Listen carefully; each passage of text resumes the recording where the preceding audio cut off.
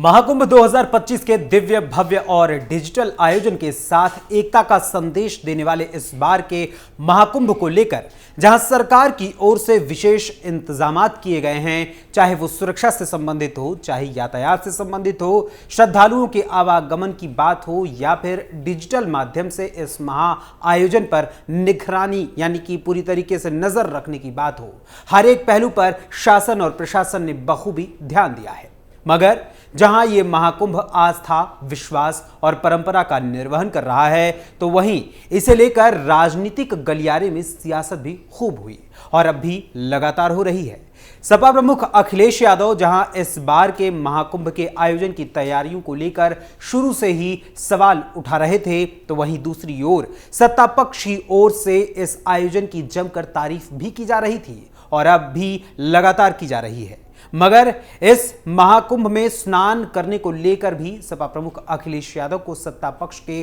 कुछ बड़े नेताओं ने चुनौती दी थी, तो वो संगम में आकर स्नान करें। तो वहीं अब सपा प्रमुख अखिलेश यादव यानी पूर्व मुख्यमंत्री अखिलेश यादव ने रविवार को प्रयागराज के संगम में आस्था की डुबकी भी लगाई और साथ ही महाकुंभ मेला परिसर में लगी अपने ही पिता व पूर्व मुख्यमंत्री मुलायम सिंह यादव की प्रतिमा पर माल्यार्पण भी किया, जिसको लेकर उन पर उप मुख्यमंत्री केशव प्रसाद मौर्य ने जबरदस्त निशाना साधा है। आखिर क्या है पूरा मामला और महाकुंभ पर होने वाली सियासत के क्या है मायने, आपको बताएंगे विस्तार से हमारी आज की स्पेशल स्टोरी में। नमस्कार, कैपिटल टीवी उत्तर प्रदेश देख रहे हैं आप और मैं हूं आपके साथ अखिलेश पांडे। 26 जनवरी यानी गणतंत्र दिवस का दिन, महाकुंभ का आयोजन और प्रयागराज का संगम तट। इस दौरान सपा प्रमुख अखिलेश यादव गंगा, यमुना और अदृश्य सरस्वती के संगम जल में स्नान करते हैं और साथ ही ज्योतिष पीठाधीश्वर अविमुक्तेश्वर आनंद सरस्वती से आशीर्वाद भी लेते हैं। साथ ही सपा प्रमुख अखिलेश यादव ने महाकुंभ मेले में एक शिविर में स्थापित की गई अपने पिता मुलायम सिंह यादव की प्रतिमा पर माल्यार्पण भी किया। महाकुंभ संगम में स्नान करने पहुंचने की अपनी तस्वीरों को साझा करते हुए सपा प्रमुख अखिलेश यादव ने सोशल मीडिया प्लेटफॉर्म एक्स पर पहला ट्वीट करते हुए लिखा कि महाकुंभ के पावन अवसर पर संगम में एक डुबकी मां त्रिवेणी को प्रणाम की, एक डुबकी आत्म ध्यान की, एक डुबकी सर्व कल्याण की, एक डुबकी सबके उत्थान की, एक डुबकी सबके मान की, एक डुबकी सबके सम्मान की, एक डुबकी सर्व समाधान की, एक डुबकी दर्द से निदान की, एक डुबकी प्रेम के आह्वान की, एक डुबकी देश के निर्माण की, एक डुबकी एकता के पैगाम की। वहीं इसके साथ ही आज सुबह दूसरा ट्वीट कर सपा प्रमुख अखिलेश यादव ने एक्स पर लिखा कि महाकुंभ की पुण्य यात्रा, महाकुंभ 144 साल में एक बार आता है, वो भी संगम के किनारे ही, मतलब जीवन में एक बार, और वो भी नदियों के मिलन स्थल पर। इसीलिए इससे यह संकल्प लेना चाहिए कि हमें जो जीवन मिला है वो अलग अलग दिशाओं से आती हुई धाराओं के मिलन से ही अपना सही अर्थ और मायने पा सकता है। हमें संगम की तरह जीवन भर मेलजोल का सकारात्मक संदेश देना चाहिए। सद्भाव, सौहार्द और सहनशीलता की त्रिवेणी का संगम जब जब व्यक्ति के अंदर होगा, तब तब हम सब महाकुंभ का अनुभव करेंगे। वहीं इसके साथ ही सपा प्रमुख अखिलेश यादव ने मीडिया से बातचीत की और मीडिया से बातचीत करते हुए संगम स्नान के साथ साथ साल 2013 में उनके शासनकाल में आयोजित किए गए महाकुंभ की तैयारियों की तारीफ की और उन्होंने कहा, गणतंत्र दिवस के अवसर पर मुझे संगम में 11 डुबकी लगाने का मौका मिला। हमने भगवान से कामना की कि लोगों के बीच सौहार्द एवं सद्भाव बना रहे और वो सहनशीलता के साथ आगे बढ़ें। महाकुंभ एक बड़ा आयोजन है। जब सपा की सरकार थी उस समय हमें महाकुंभ आयोजित करने का मौका मिला था। उस समय हमने कम संसाधन में महाकुंभ आयोजित किया था। अखिलेश ने कहा कि यहाँ 3 नदियां मिलती हैं, गंगा, यमुना और सरस्वती, जो हमें प्रेरणा देती हैं कि हमें मिलकर रहना चाहिए। लोग यहाँ बिना प्रचार के अपनी व्यक्तिगत आस्था से आते हैं। यानी अप्रत्यक्ष रूप से उन्होंने जो इस महाकुंभ को लेकर प्रचार प्रसार आदि किया गया था उस पर भी निशाना साधा है। वहीं जब महाकुंभ की व्यवस्थाओं को लेकर मीडिया ने सपा प्रमुख अखिलेश यादव से पूछा और कहा कि बीजेपी के लोग व्यवस्था के लिहाज से इसे अब तक का सबसे अच्छा कुंभ बता रहे हैं, तो इसका जवाब देते हुए सपा सुप्रीमो अखिलेश यादव ने कहा कि बीजेपी वालों के लिए यही कहना है कि कुंभ में आएं तो सहनशीलता के साथ स्नान करें, क्योंकि लोग यहां दान पुण्य के लिए आते हैं, किसी वाटर स्पोर्ट्स के लिए नहीं। एक ओर जहां सपा प्रमुख अखिलेश यादव ने संगम में डुबकी लगाई, तो वहीं दूसरी ओर सियासी तौर पर सूबे के उप मुख्यमंत्री केशव प्रसाद मौर्य ने उन पर तंज कसते हुए सोशल मीडिया प्लेटफॉर्म एक्स पर एक पोस्ट किया और लिखा कि अखिलेश यादव जी देर आए दुरुस्त आए। हरिद्वार में गंगा स्नान और महाकुंभ स्नान के बाद उम्मीद है कि अब आस्था को चोट पहुंचाने वाले बयानों से बचेंगे। महाकुंभ की विशेषता अनेकता में एकता है। जो सपाई और कांग्रेसी अब भी महाकुंभ को लेकर मानसिक और दृष्टि दोष से ग्रसित हैं, वे इलाज कराएं या न कराएं, पर महाकुंभ स्नान जरूर करें।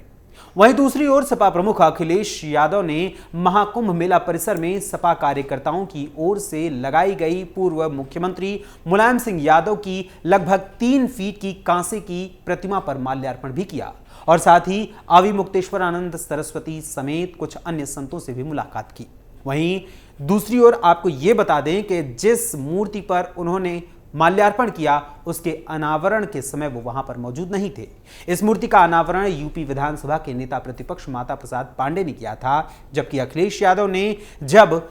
हरिद्वार में गंगा जी में डुबकी लगाई थी, तो उस दौरान से लेकर इससे पूर्व तक कभी भी इस मूर्ति के बारे में कोई जिक्र नहीं किया और एक प्रेस कॉन्फ्रेंस भी जो मिल्कीपुर विधानसभा सीट को लेकर किया था, उस दौरान भी इसका कोई जिक्र नहीं किया।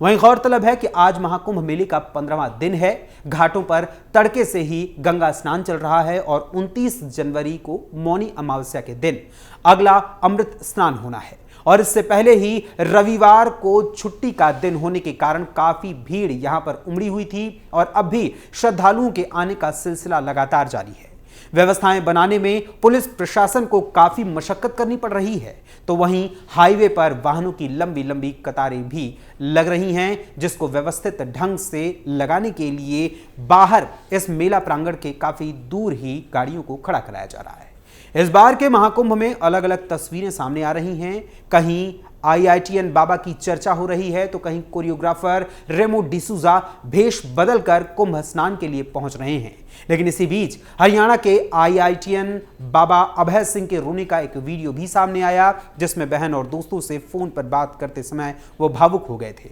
वहीं वायरल गर्ल मोनालिसा का भी एक वीडियो सामने आया, जिसमें वो अपना इंस्टाग्राम अकाउंट हैक होने की बात बताती हैं। वहीं पीलीभीत के भाजपा विधायक स्वामी प्रवक्तानंद को निर्मल अखाड़े का महामंडलेश्वर भी बनाया गया और आज देश के गृह मंत्री अमित शाह ने भी संगम नगरी प्रयागराज पहुंचकर स्नान किया और पूजन आदि किया और सीएम योगी आदित्यनाथ से इस आयोजन की बारीकियों की यानी कि जो